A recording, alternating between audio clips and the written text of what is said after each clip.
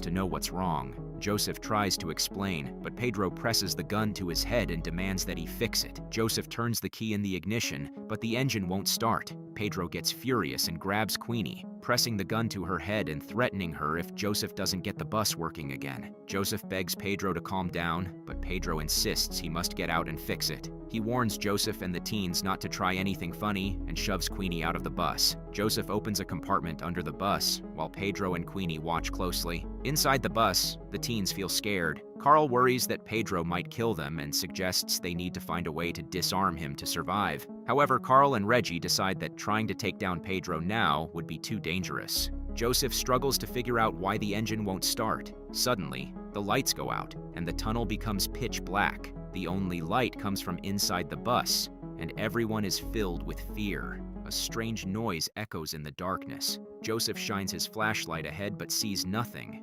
Pedro, the man with the gun, tells Joseph to investigate the noise. Joseph, feeling nervous, moves forward with the flashlight. As Joseph steps into the darkness, Pedro pushes Queenie back onto the bus. The teenagers watch Joseph through the windshield. Suddenly, a large hooded figure appears and grabs Joseph. He screams, sending the other teens into a panic. Pedro yells at them to stay quiet. Now feeling very angry, Pedro realizes that the bus key is missing. He curses and orders Carl to retrieve the key from Joseph's body. Carl is too frightened to move, so Nolan offers to go instead. At the same time, Bess runs out of the bus. Pedro warns Nolan to stay back while Bess shakily reaches into Joseph's pocket to grab the key. When she sees Joseph's lifeless face, she starts to cry but quickly distracts herself with another noise. Pedro takes the key and tells Reggie to start the bus. Reggie hesitates, and Pedro threatens to shoot him if he doesn't comply. Annoyed, Reggie grabs the key and tries to start the bus, but it doesn't work.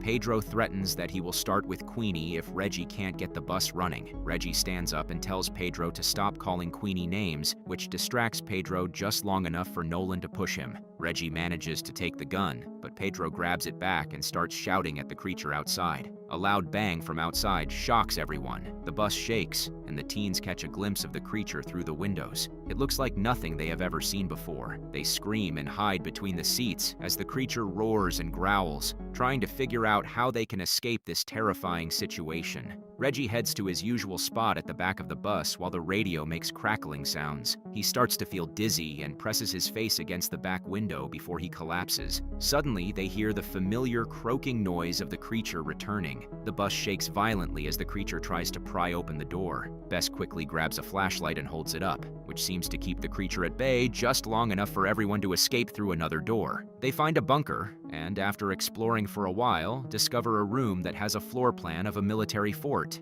Nolan and Bess decide to search for the control tower so they can turn on the lights. During this time, Reggie shares that his father is in prison, and Nolan and Bess bond over this moment. While they are searching, Nolan and Bess come across a big flashlight. Nolan explains that someone must have tried to kill the creature before. They also find a skeleton in a cave, which shows that the plan didn't work out. Meanwhile, Reggie and Queenie get separated. Reggie finds Queenie, who is being attacked by the creature.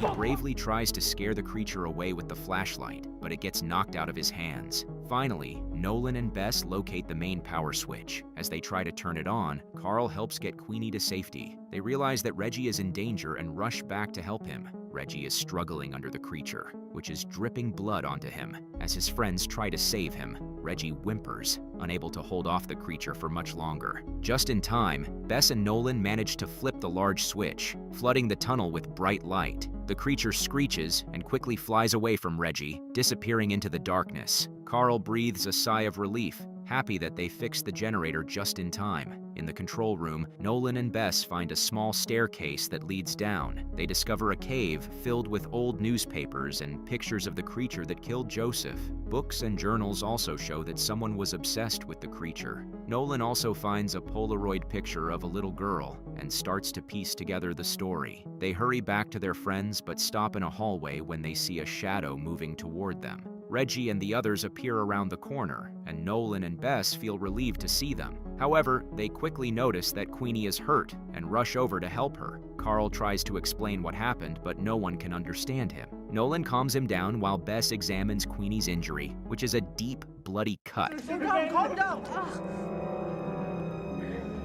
Reggie blames himself for leaving her alone and insists they need to leave, but Bess says they can't just go. They take the group to the control tower and show them the remains of a man named Julius. Nolan explains that Julius became obsessed with the creature, known as the Nocturne Wanderer, after it took his sister. Nolan reads from Julius's diary, and we see the story unfold. In a flashback, young Julius, wearing a yellow hoodie, walks in the woods with his sister, pretending they are on an adventure. Julius doesn't notice when his sister steps into a dark tunnel. She sees something and freezes. Julius hears a terrifying scream and runs away in fear, collapsing and crying. Later, we see Julius as an adult, holding his sister's book. He has become an old man, haunted by the memory of that day. He enters the tunnel, determined to find the creature. Surrounded by candles, he works on building a machine to fight the creature. We see him constructing, sharpening, and firing weapons while looking at a picture of his sister. In the present, the friends talk about Julius's desperate attempts to kill the creature. They believe it acts like a parasite that will keep hunting Queenie. They learn that Julius met his end when his radio attracted the creature.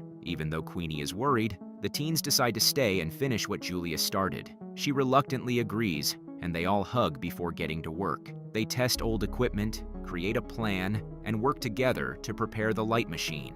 They set up a trap to lure the Nocturne Wanderer using Queenie's bloodied clothes. The plan starts off well, but Bess struggles with the switch, and Reggie's button doesn't work. Nolan almost gets caught, but is saved by Bess, who distracts the creature. It nearly finds her and Queenie hiding behind a door, but a distant noise draws it away. They manage to lure the creature into a room where Queenie's bloody clothes are placed on a light source. The creature grabs the clothes, and they quickly turn on the light, blinding it.